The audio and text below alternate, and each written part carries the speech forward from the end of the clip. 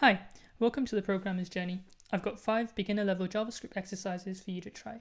If you've seen any of Junior Developer Central's videos, it's a very similar concept. How it's going to work is I will present the exercise, we'll pause the video, you'll have a few minutes to tackle the problem, and then we'll reconvene and I'll show you my solution.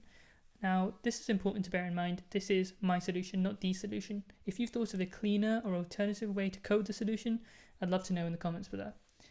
In case you're wondering, for these videos I am using a program called Run.js.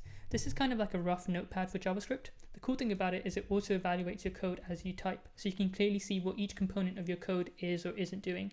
Personally, I also think it's a lot less hassle than using the console. It's freely available on Linux, Mac and Windows, and I'll leave a link in the description below if you want to check it out. Cool, so first exercise, write a JavaScript program to get the title of someone's name. For example, Mr. Smith should return Mr. and it should be with the full stop as well. So I'll give you a few minutes to try tackling that and then we'll come back in a sec. Okay, so I think the best way to solve this is to use the string slice method in JavaScript. And I'm going to incorporate that into a arrow function. So I'm going to call my function something like getTitle. I'm going to pass in one parameter, a string. It could really be called anything, but I'm just going to call it name. Put in my arrow, and I'm going to put name.slice, and this is where my slice method comes in. And now the slice method will have 2 parameters, and that's the beginning and the end of the extract that the slice is pulling. So obviously it has to start at 0 because that's the beginning of the name that I'm going to pull from, and it has to end where this dot is. Now I obviously can't do 3 because if I do something like that and I say get title Mr. Smith, that's great, that works absolutely fine. But if I change it to something like Miss, it doesn't work so well. So we need something that's adaptable and something that's sensitive to whichever position that this dot is. And to use that, we can use another string method in JavaScript called index_of. So what I can do is I can call the parameter, the string again, I can put name.index_of, and I will put in brackets, I will quote the part of the string that it needs to be mindful of and it needs to register the first occurrence of. So I'm just going to quote a dot. And you can see this picks up Miss, it will pick up Mrs, it will pick up Master, it will pick up Mr. So everything works well. The only thing is it doesn't actually include the dot in the extracted string.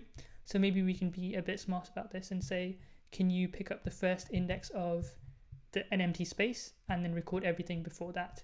So we can just quote essentially an empty space. So that's the string that it will be mindful of and extract everything before the first empty space. So now you can see Mr. appears with the dot, and it'll be the same for Miss and Mrs. Great, so that's the first solution. Okay, next question. You are counting trees. You want every tree you count to be recorded in an array. Given a number of trees n, populate an array with all the numbers up to and including that number, but excluding 0. Okay, I'll give you a few minutes again. Okay, so I think the trick with this is to pass everything you count into an empty array. So let's build a function again. I'm going to call this function tree count. It's only going to have one parameter, and that's the number of trees you're counting, which we'll call n. I'm using normal notation, not arrow notation this time. We're going to give our empty array the variable tree counter. And now it's time to use a loop. So I'm going to use a for loop, and I'm going to say let I, our counter, equals 1, and then we'll have I is less than or equal to n, our number of trees, and then we'll iterate that. And then for this for loop, we'll have a tree counter push whatever value I is to the end of the array. So remember, push is an array method that adds the value to the end of the array. And then we can return tree counter.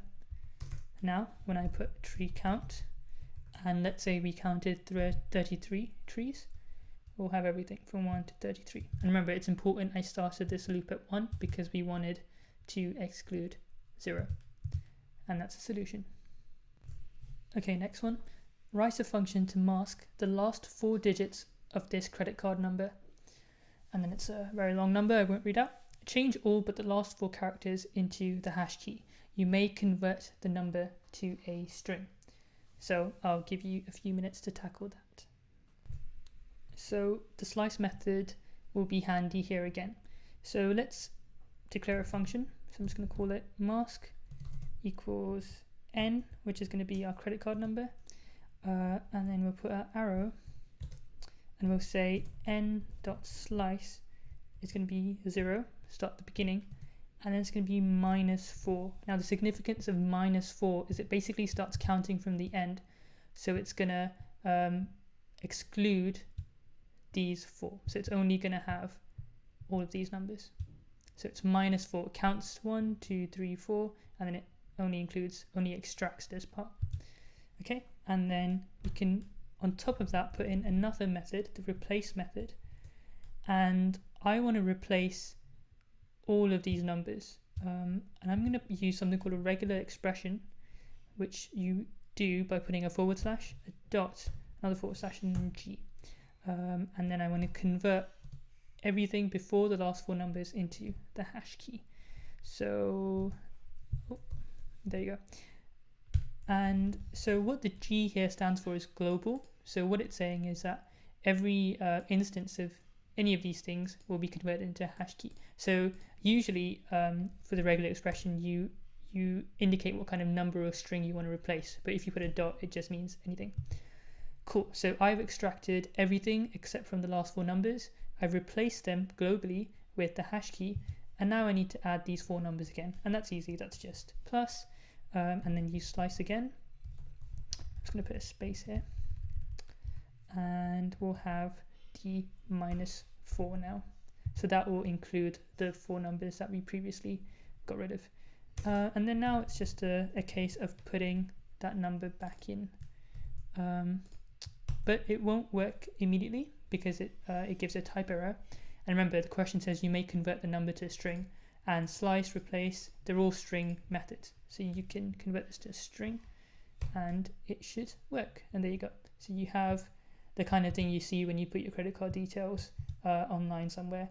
Everything is hashed out apart from the last 4 digits. And this will work for any string. So I can just put in some gibberish and it will hash everything out apart from the last 4 characters.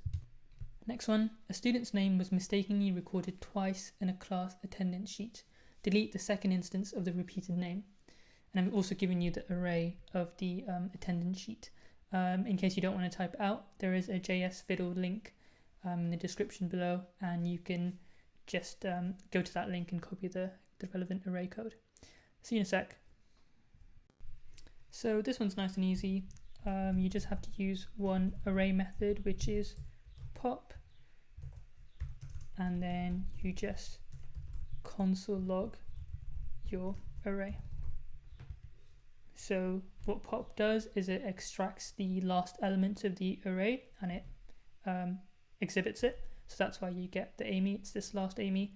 And then of course, because we've popped off this element, once you console log the array, you get the new class sheet without the second Amy.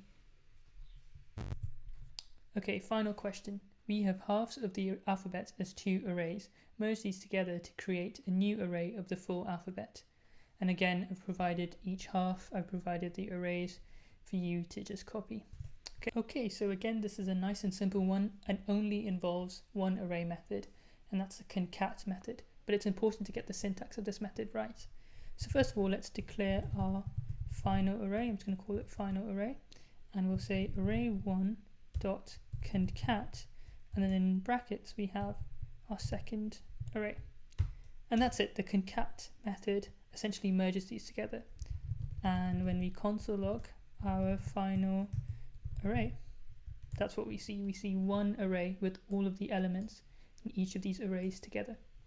And that was it. I hope you enjoyed this first cluster of exercises. If you want to see more from me, be sure to subscribe and give this a like. And I'll see you soon. Keep coding.